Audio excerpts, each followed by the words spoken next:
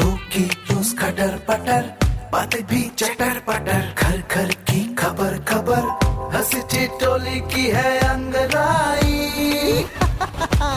Radio Raju भाई, radio Raju भाई, radio Raju भाई, राज मिस्त्री का अपना रेडियो।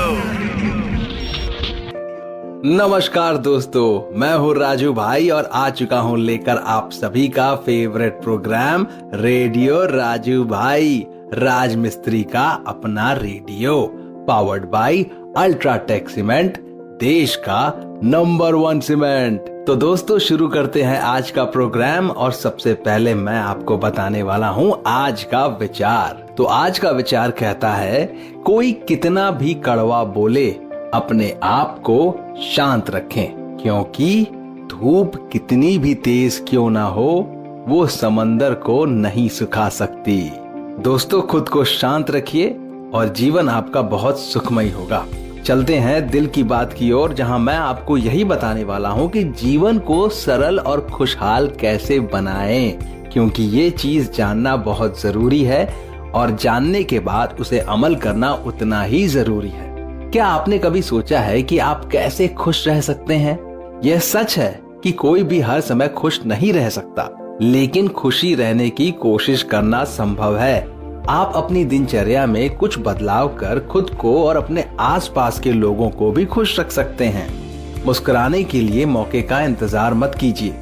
जीवन की छोटी छोटी बातों पर मुस्कुराने की आदत डालिए। जब हम मुस्कुराते हैं तो हमारा मस्तिष्क डोपामाइन रिलीज करता है, जिससे हम खुश होते हैं। इसलिए मुस्कुराने में कंजूसी मत कीजिए। खुश रहने के लिए व्यायाम कीजिए। नियमित व्यायाम करने से आत्मविश्वास बढ़ता है और तनाव, चिंता की भावनाएं और अवसाद के लक्षणों में कमी आती है। प्रतिदिन वॉक करें, योगाभ्यास करें, स्विमिंग या डांसिंग करके आप भी खुशी को बढ़ा सकते हैं। किसी भी व्यक्ति का अच्छा स्वास्थ्य उसकी खुशी की कुंजी होती है। एक अच्छे स्वास्थ्य के लिए व्यक्ति को कम से कम 7 घंटे की नींद की आवश्यकता होती है। पर्याप्त नींद लेने से अवसाद और मधुमेह जैसी कुछ पुरानी बीमारियों के विकसित होने का जोखिम भी कम हो जाता है। इसलिए अपनी नींद के महत्व को समझें और भरपूर नींद लेने की कोशिश करें। हम क्या खाते हैं इसका असर हमारे मूड पर पड़ता है। खुश रहने के लिए ऐसा आहार लें जो आपके मन को खुश कर सके। हरी सब्जियां, रंग बिरंगे फल, साबुत अनाज का विकल्प चुनें।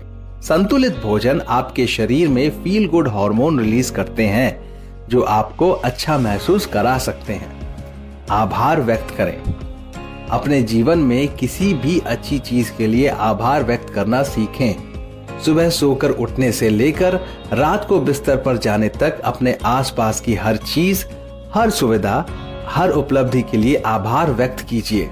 अपने आसपास के लोगों की तारीफ करने से ना चूकें।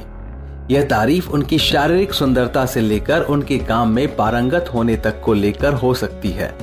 इससे न सिर्फ उन्हें खुशी मिलेगी बल्कि आपको भी अच्छा लगेगा।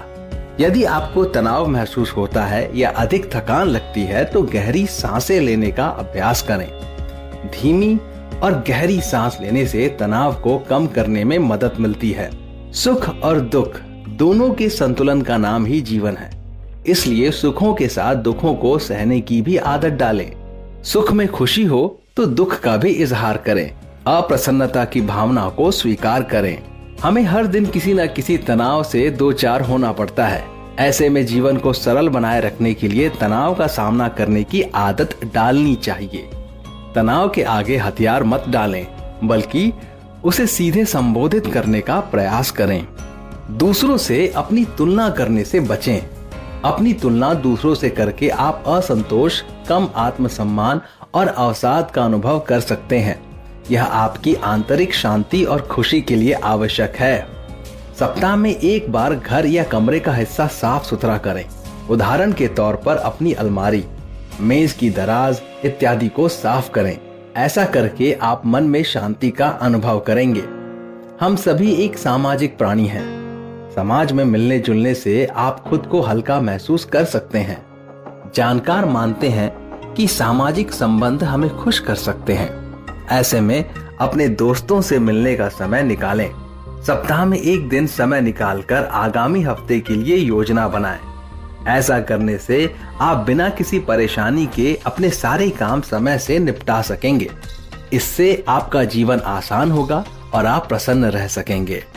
जीवन को सरल बनाना है तो सप्ताह में 1 या 2 दिन अपने फोन को खुद से दूर रखें। यही नहीं, आप अपने सुकून के लिए भी इलेक्ट्रॉनिक उपकरणों को बंद करके देख सकते हैं। अपने दिमाग को कुछ घंटों के लिए आराम दें। अकेलेपन का आनंद लें, मन शांत रहेगा। जानकार मानते हैं कि प्रकृति के बीच कुछ समय बिताने से स्वास्थ्य पर अच्छा असर पड़ता है और इससे रक्तचाप नियंत्रित होता है और अवसाद विकसित होने की संभावना कम हो सकती है। और आखिर में मेडिटेशन करने से मन को शांति मिलती है। इससे फोकस करने में मदद मिलती है और सेहत भी सुधरती है। इसके लिए सिर्फ 5 मिनट के लिए अपने विचारों को शांत करें और आंखें बंद कर चुपचाप बैठने का प्रयास करें। मेडिटेशन के दौरान गहरी सांस लेने से भी फायदा हो सकता है। तो दोस्तों, ये था दिल की बात, जहां हमने बात किया कि अपने इस जीवन को सरल और खुशहाल कैसे रखें। दोस्तों, अब मैं आपको सुनाने वाला हूं एक कहानी, और इस कहानी से हम कुछ सीख हासिल करेंगे हमेशा की तरह। लेकिन उससे पहले मैं अपने सारे राजमिस्त्री भाइयों को एक संदेश देना चाहता हूं, कुछ कहना चाहता हूं। बस आप सभी को याद दिलाना चाहता हूं कि केवल अल्ट्राटेक सीमेंट का ही इस्तेमाल करें, क्योंकि बढ़िया काम तो बढ़िया नाम। अब आगे बढ़ते हैं और कहानी सुनते हैं। किसी घने जंगल में एक शेर और एक शेरनी साथ रहते थे। वे दोनों एक दूसरे से बहुत प्रेम करते थे। हर दिन दोनों साथ में ही शिकार करने जाते और शिकार को मारकर साथ में बराबर बराबर खाते थे। दोनों के बीच विश्वास और भरोसा भी खूब था। कुछ समय के बाद ही शेर और शेरनी 2 पुत्रों के माता पिता भी बन गए। जब शेरनी ने बच्चों को जन्म दिया तो शेर ने उससे कहा, अब से तुम शिकार पर मत जाना, घर पर रहकर खुद की और बच्चों की देखभाल करना। मैं अकेले ही हम सब के लिए शिकार ले आऊंगा। शेरनी ने भी शेर की बात मान ली और उस दिन से शेर अकेले ही शिकार के लिए जाने लगा। वहीं शेरनी घर पर रहती और बच्चों की देखभाल करती। बदकिस्मती से एक दिन शेर को कोई भी शिकार नहीं मिला। थक कर जब वो खाली हाथ घर की तरफ जा रहा था तो उसे रास्ते में लोमड़ी का एक बच्चा अकेले घूमता हुआ दिखाई दिया। उसने सोचा, आज उसके पास शेरनी और बच्चों के लिए कोई भोजन नहीं है, तो वह इस लोमड़ी के बच्चे को ही अपना शिकार बनाएगा। शेर ने लोमड़ी का बच्चा पकड़ा, लेकिन वो बहुत छोटा था, जिस वजह से वो उसे मार नहीं सका। वो उसे जिंदा ही पकड़कर घर लेकर चला गया। शेरनी के पास पहुंचकर उसने बताया कि आज उसे एक भी शिकार नहीं मिला। रास्ते में उसे यह लोमड़ी का बच्चा दिखाई दिया, तो वो उसे ही मारकर खा जाए।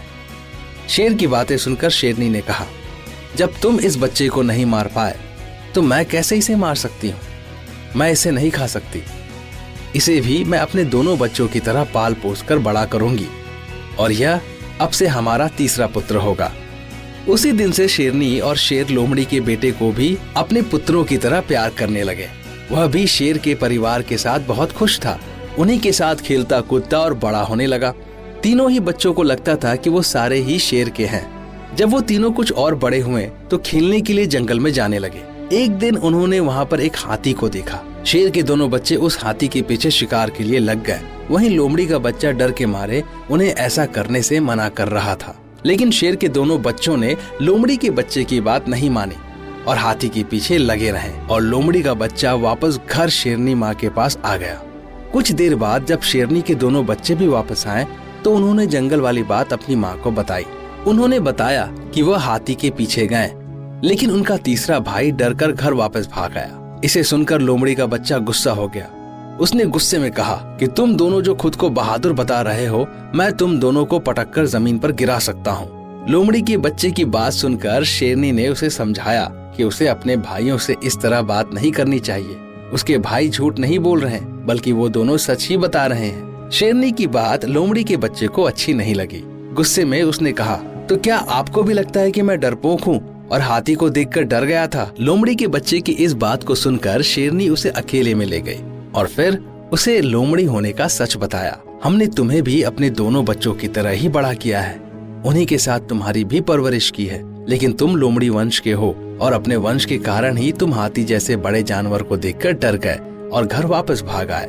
वहीं तुम्हारे दोनों भाई शेर वंश के हैं, जिस वजह से वो हाथी का शिकार करने के लिए उसके पीछे भाग गए। शेरनी ने आगे कहा कि अभी तुम्हारे दोनों भाइयों को तुम्हारे लोमड़ी होने का पता नहीं है। जिस दिन उन्हें यह पता चल जाएगा वो तुम्हारा भी शिकार कर सकते हैं, इसलिए अच्छा होगा कि तुम यहाँ से जल्द ही भाग जाओ और अपनी जान बचा लो। शेरनी से अपने बारे में सच सुनकर लोमड़ी का बच्चा डर गया और मौका मिलते ही वो रात में वहाँ से छिपकर भाग गया। तो दोस्तों, इस कहानी से हमें क्या सीख मिलती है? इस कहानी से हमें ये सीख मिलती है कि कायर और डरपोक वंशज के लोग अगर बहादुर लोगों के बीच भी रहें तो भी वो बहादुर नहीं बन सकते। उनकी आदतों में उनकी वंशज की सोच और दक्षता की झलक बनी रह सकती है। तो दोस्तों, आज का एपिसोड यहीं खत्म होता है और अब मैं ले रहा हूँ आप सभी से इजाजत। आप लोग अपना ख्याल रखिए। शुक्रिया दोस्तों। रेडियो राजू भाई, रेडियो राजू भाई, रेडियो राजू भाई, राज मिस्त्री का अपना radio. Brought to you by Ultratech Cement.